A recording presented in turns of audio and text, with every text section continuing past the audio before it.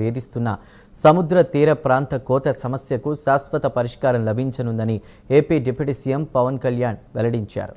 కేంద్ర ప్రభుత్వం జాతీయ విపత్తు నిర్వహణ సంస్థ ద్వారా ఉప్పాడలో తీర రక్షణ నిర్మాణాలను అభివృద్ధి చేసే ప్రతిపాదనను సుమారు 323 కోట్ల అంచనా వ్యయంతో ఎన్డీఏ కూటమి ప్రభుత్వం చురుకుగా పరిశీలిస్తుందని తెలిపారు.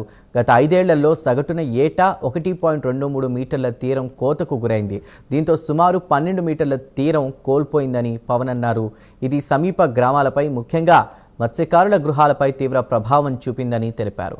ఎన్డీఏ ఎన్నికల వాగ్దానానికి కట్టుబడి అవసరమైన అనుమతులు లభించిన వెంటనే నిర్మాణ పనులను ప్రారంభించేందుకు సిద్ధంగా ఉన్నామని పవన్ కళ్యాణ్ తెలిపారు.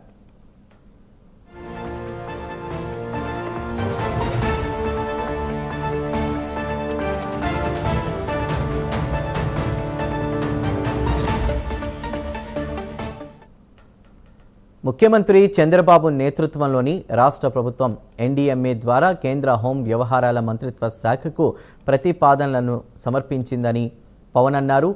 ప్రధానమంత్రి నరేంద్ర మోదీ నేతృత్వంలోని కేంద్ర ప్రభుత్వం ఈ ప్రతిపాదనను పరిశీలిస్తారని, హోంమంత్రి అమిత్ షా కాకినాడ ప్రజల ఆకాంక్షలను గుర్తిస్తారని ఆశిస్తున్నామని డిప్యూటీ సీఎం వ్యాఖ్యానించారు.